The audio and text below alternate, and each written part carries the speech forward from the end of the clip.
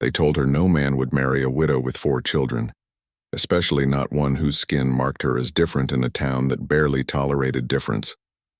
Violet Washington had heard the whispers behind gloved hands at church, seen the pitying looks when she walked Main Street with her brood trailing behind like ducklings.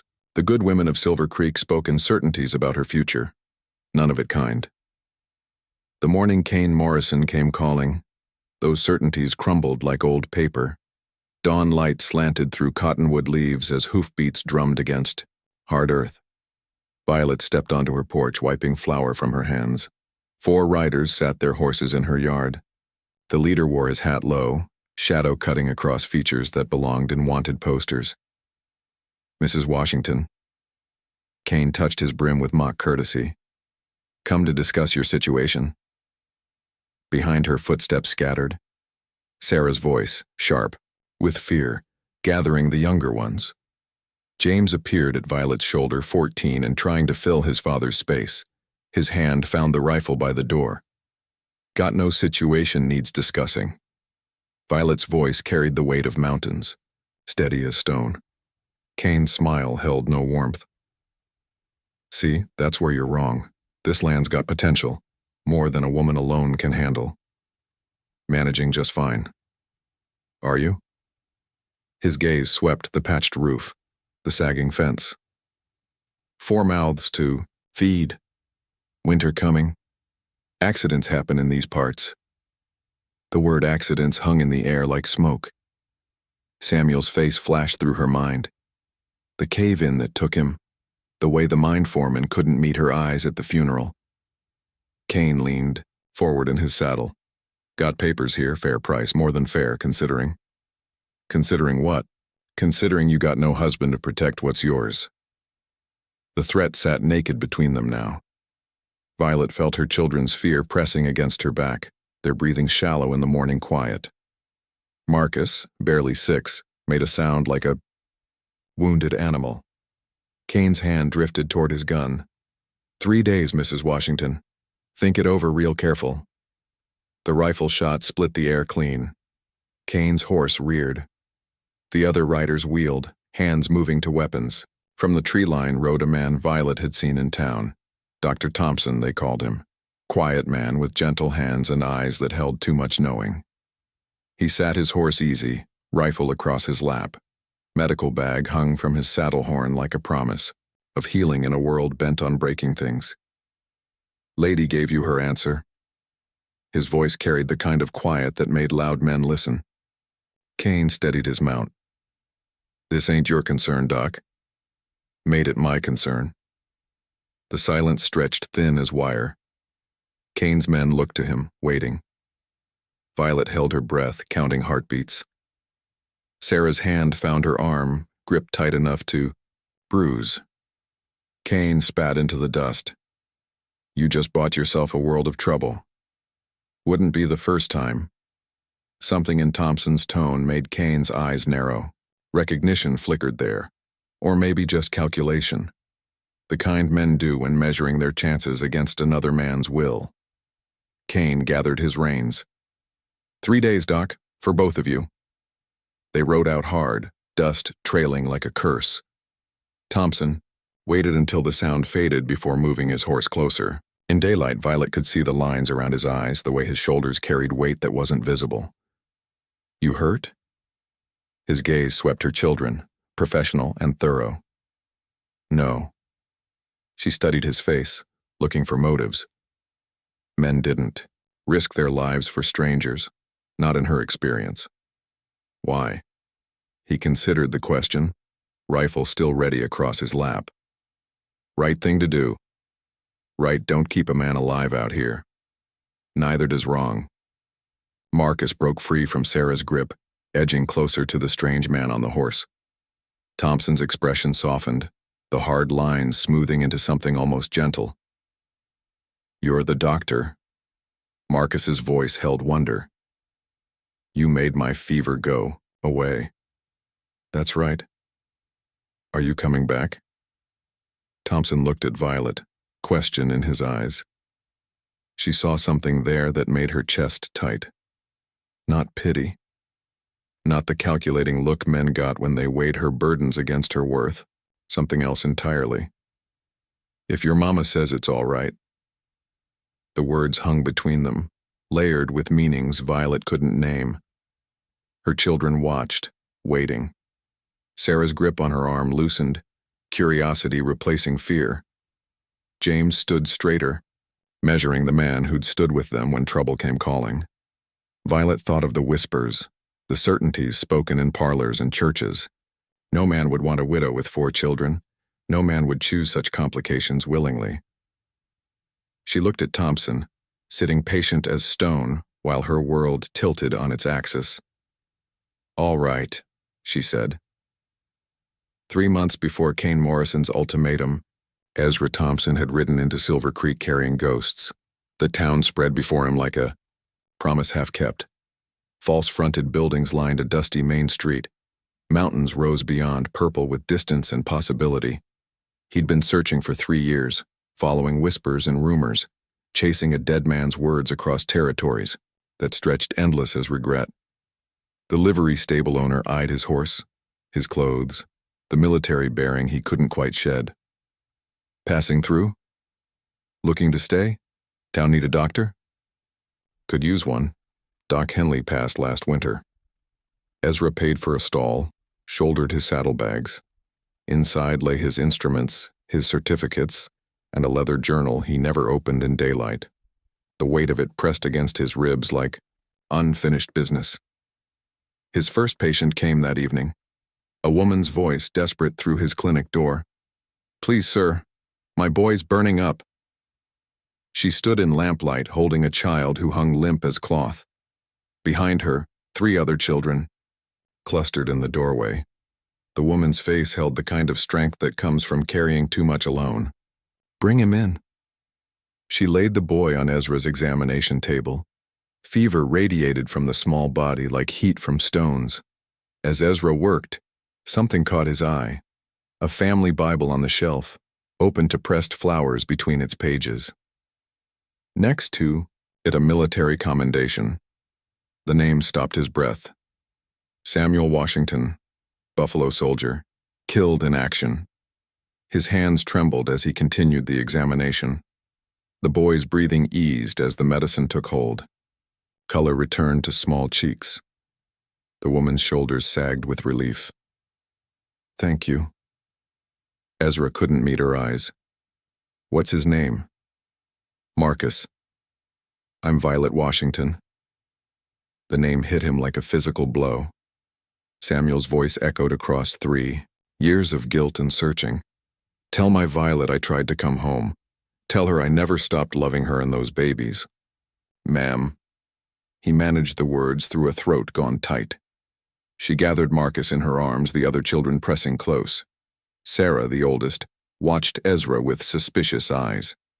James stood protective at his mother's shoulder. Mary clutched, a worn doll. "What do I owe you?" "Nothing. Boy just needed rest and medicine." Violet's gaze sharpened. Men didn't work for free in her world, not without wanting something in return. "I'll bring payment tomorrow." "No need." She left with her children, but her wariness lingered in the room like smoke. Ezra sat alone with his ghosts, staring at the Bible where Samuel's memory pressed between pages like autumn leaves. The next morning brought gossip with the sunrise. Mrs. Patterson from the Mercantile arrived with a cut finger and a tongue loose with information. "That's the Washington widow you treated last night. Poor thing's been struggling since Samuel died in that mine accident. 4 children and no prospects." She winced as Ezra cleaned the wound. "Some say she's cursed. Lost her husband, lost her savings when the mine company refused to pay death benefits. Now she takes in washing and helps with birthing babies. Seems capable enough. Oh, she works hard, too hard, some might say. But what man would take on such a burden? 4 mouths to feed and barely keeping that homestead together." Ezra bandaged her finger with precise movements. Maybe the right man wouldn't see it as a burden. Mrs. Patterson's eyebrows climbed toward her hairline. "You thinking of courting, doctor? Violet Washington's a handsome woman, I'll grant you. But she comes with complications. Most worthwhile things do. That afternoon, Ezra rode to the Washington homestead. He told himself it was a medical follow-up, nothing more. But his saddlebags held more than medicine. Books for the children, soap that smelled of lavender, a small wooden horse carved during sleepless nights. Violet met him at the gate, wariness written in the set of her shoulders. "Marcus is fine. Fever broke this morning." "Good to hear. Brought a few things." He handed down the packages, watching her face. "For the children." Sarah examined the books with hungry eyes. Mary cradled the soap like treasure. Marcus found the wooden horse and held it to his chest. Only James held back, torn between gratitude and loyalty to a dead father's memory. "Why?" Violet's question cut through the children's chatter. Ezra looked at the homestead, seeing Samuel in every careful repair, every planted row. "Because they need them." That's not an answer. He met her gaze, steady as he could manage with secrets burning in his chest. Sometimes it's the only one a man's got. Over the following weeks, Ezra found reasons to return. Marcus's cough that needed checking, Mary's scraped knee that required cleaning, James's split lip from a school fight that needed stitching. Each visit he stayed a little longer, fixed a loose board, helped with chores too heavy for women's hands. The town noticed. Whispers followed him down Main Street. Speculation bloomed in parlors and church pews. The mysterious doctor and the struggling widow. Some called it charity. Others saw calculation in his kindness. But late at night, alone in his clinic, Ezra opened his journal to sketches of Buffalo soldiers. Samuel's face stared back from the pages, alive in charcoal and memory. The pressed flower from Samuel's last letter lay between the leaves, twin to the one in Violet's Bible. He was falling in love with Samuel's wife. Samuel's children, the life his friend had died protecting. The guilt tasted like copper in his mouth. One evening, as autumn painted the cottonwoods gold, Ezra found Sarah waiting by his clinic door. 16 and fierce, she held his journal in her hands. "You knew him." Not a question, an accusation.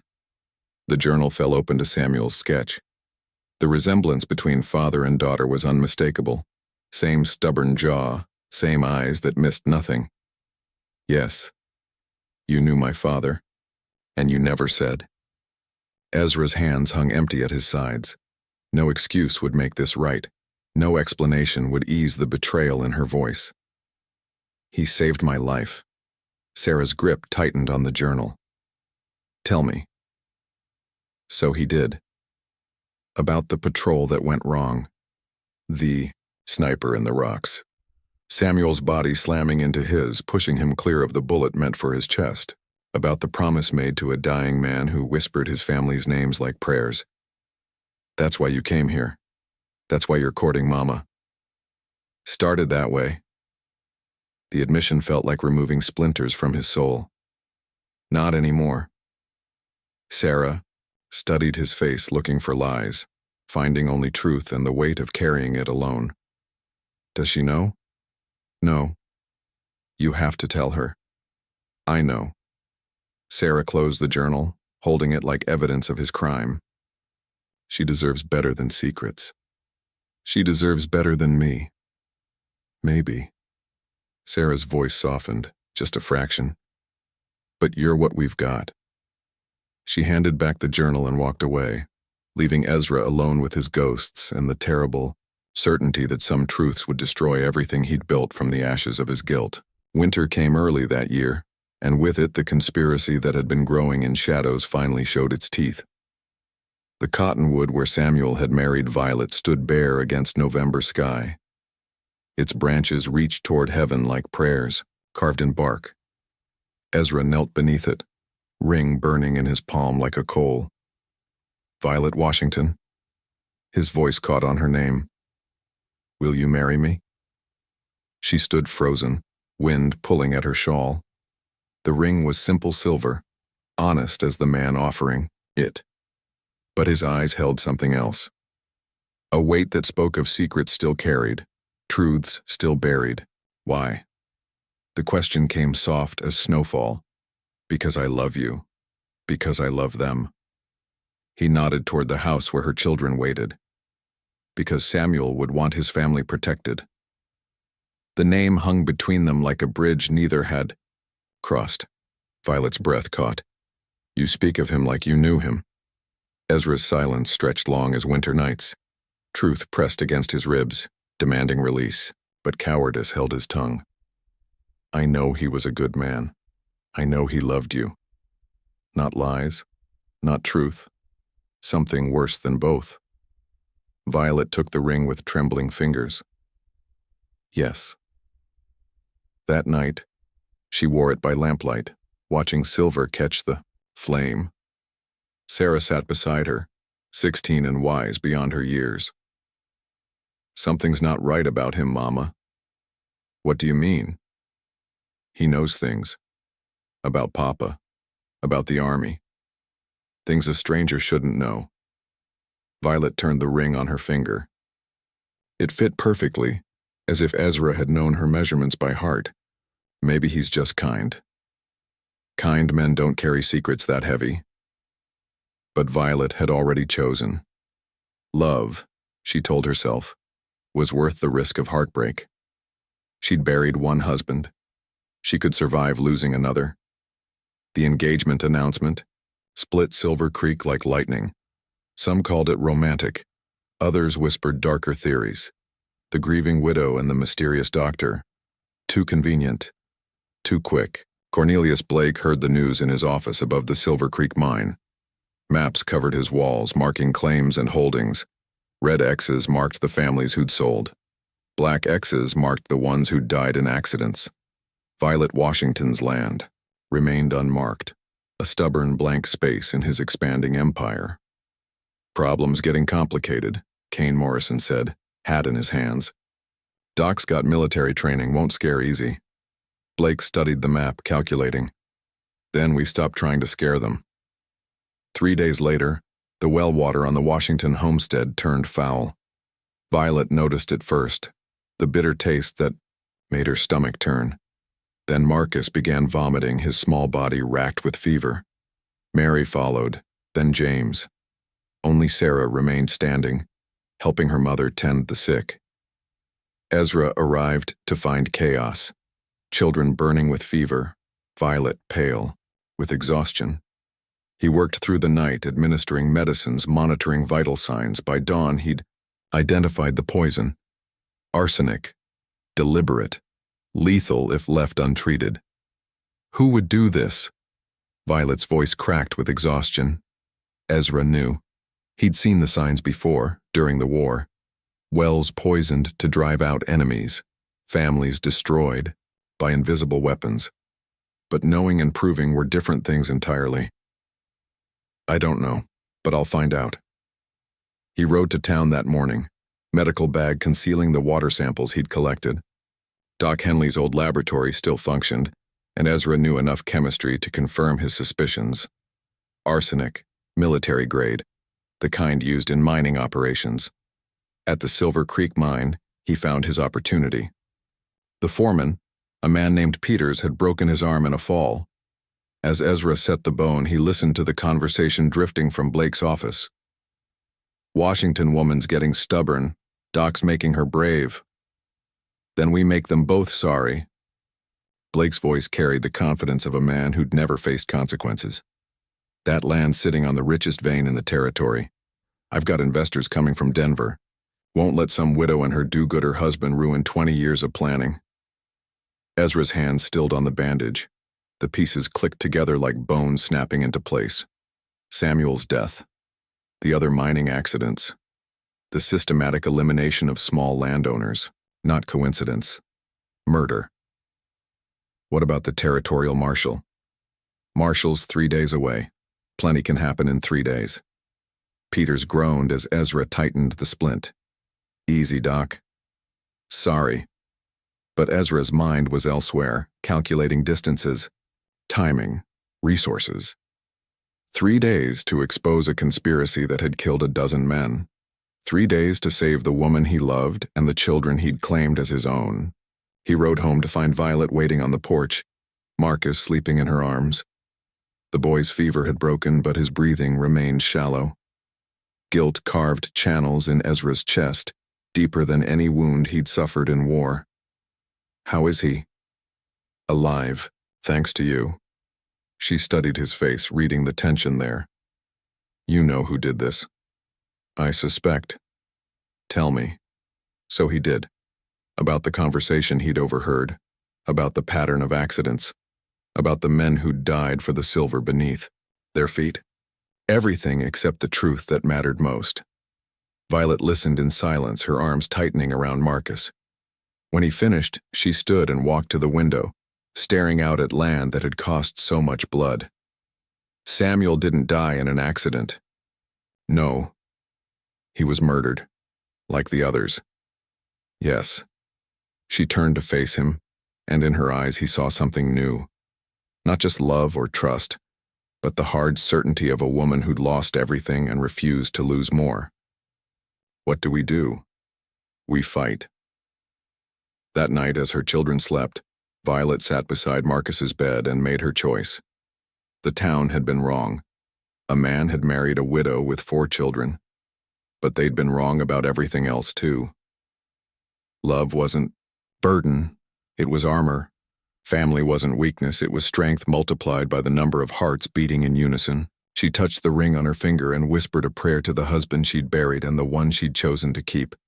Let them both have the courage to face what was coming. Outside, wind rattled the windows like fingers testing locks.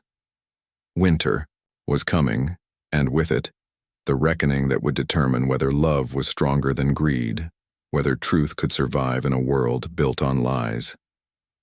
In his room, Marcus stirred and called out in his sleep.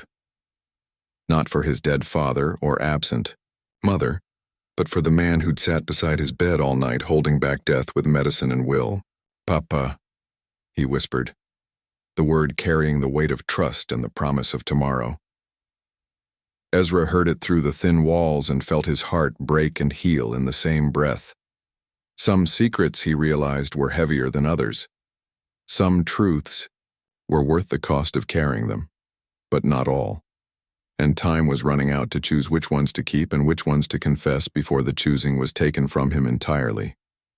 The truth came at dawn like a fever breaking. Marcus lay dying in Ezra's arms, his small body convulsing as the poison ran its course. The experimental medicine Ezra had learned in the army camps was the boy's only hope. As he worked, measuring doses with trembling hands, the weight of secrets finally crushed his resolve. "I knew your father." The words fell like stones in still water. Samuel Washington, Buffalo soldier, 3rd Cavalry. Violet's hands stilled on Marcus's forehead. "What?" "He saved my life.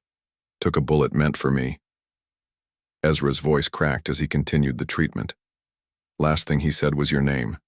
Made me promise to find you." The silence stretched between them, broken only by Marcus's labored breathing. Violet's face cycled through emotions: shock, betrayal, understanding. Finally, something that might have been relief.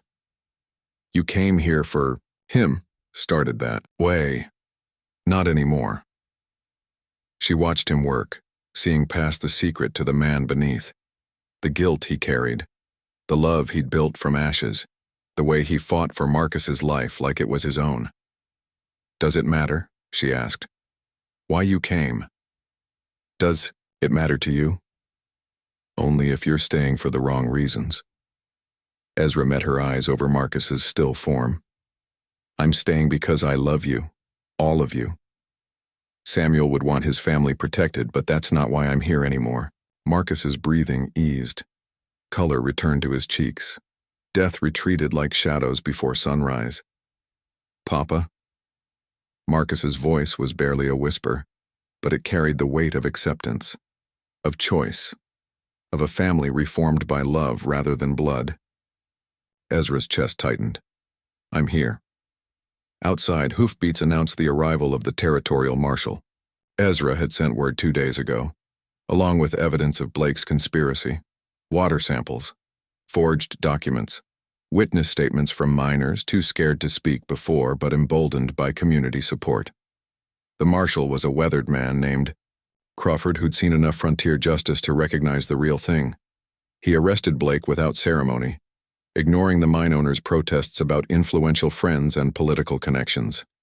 Kane Morrison tried to run, made it to the town limits before James Washington, 14 and fierce with protective anger, put a rope across the road. The outlaw's horse stumbled. Kane went down hard, dreams of easy money scattered in the dust. Sheriff Hastings found himself facing his own reckoning. The evidence of his corruption lay spread across Crawford's desk like an autopsy of greed. Forged papers, altered reports, blood money that had bought his silence while good men died. "You're done," Crawford said simply. The town gathered for the wedding 3 days later. October sun slanted through cottonwood leaves, painting everything gold. The same tree where Samuel had married Violet 20 years ago now witnessed her second chance at happiness.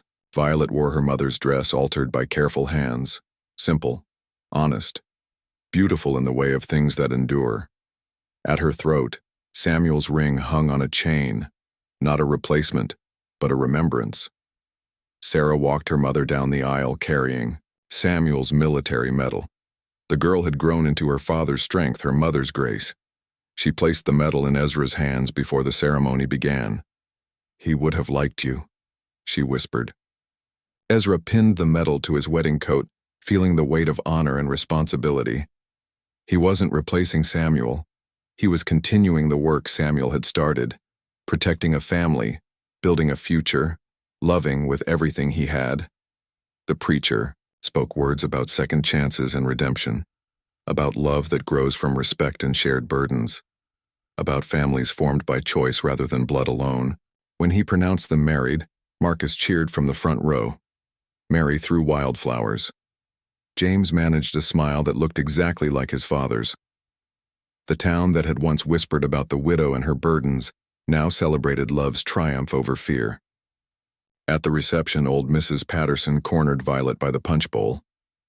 "Guess we were wrong about you, dear. Seems the right man did come along after all." "He did," Violet agreed, watching Ezra dance with Mary while Marcus clung to his leg. "Though I think I was the one who came along for him." That evening, as the celebration wound down, the new family sat on their porch watching stars emerge. Marcus had claimed Ezra's lap, small fingers tracing the medal on his chest. Sarah and James flanked their mother, protective and proud. Mary leaned against Ezra's shoulder, finally relaxed in the safety of a complete family. "Tell us about Papa," Marcus said. "The first Papa." Ezra looked at Violet, question in his eyes. She nodded. So he told them about Samuel's courage, his jokes around the campfire, the way he spoke of his family with such love that other soldiers grew homesick just listening, about the day he died, and the promise that brought Ezra to their door. "He was a good man," Ezra finished, "more best I ever knew. Like you," Marcus said with the certainty of childhood. "I'm trying to be." Later, when the children were asleep, Violet and Ezra walked the land Samuel had claimed and Ezra had helped save. The silver beneath their feet would remain in the ground, their children's inheritance secured by love and law. "Do you think he knows?" Violet asked, touching the ring at her throat. "I think he's glad his family is safe." "And happy?" Ezra pulled her close, breathing in the scent of her hair, the promise of tomorrow. "Happier than I deserve." "Deserve's got nothing to do with it. We take what love gives us and try to be worthy of it." They stood beneath the cottonwood where 2 weddings had been blessed, where promises had been made and kept. The wind carried the scent of home, of family, of love that had grown from ashes into something stronger than steel. In the distance, Silver Creek ran toward the horizon, carrying away the secrets and sorrows of the past. What remained was simpler, truer. A family built on choice and sustained by the radical decision to love completely, without reservation, without fear. The town had been wrong. A man had married a widow with 4 children. Not out of pity or obligation, but because love recognizes love, and hearts that have been broken can heal stronger than they were before. Marcus stirred in his sleep, calling, "Out for Papa." This time there was no question which man he meant. The one who'd chosen them, the one who'd stayed. The one who'd proven that families are made not just by blood, but by the daily decision to love and protect and build something beautiful from the fragments of broken dreams. And that is all to the story for now. Please let me know where you are tuning in from. Perhaps we will create a story there. Consider liking this video and subscribing to our channel. And if you enjoy our content, click this video on your screen. I promise you, it's worth watching. See you tomorrow.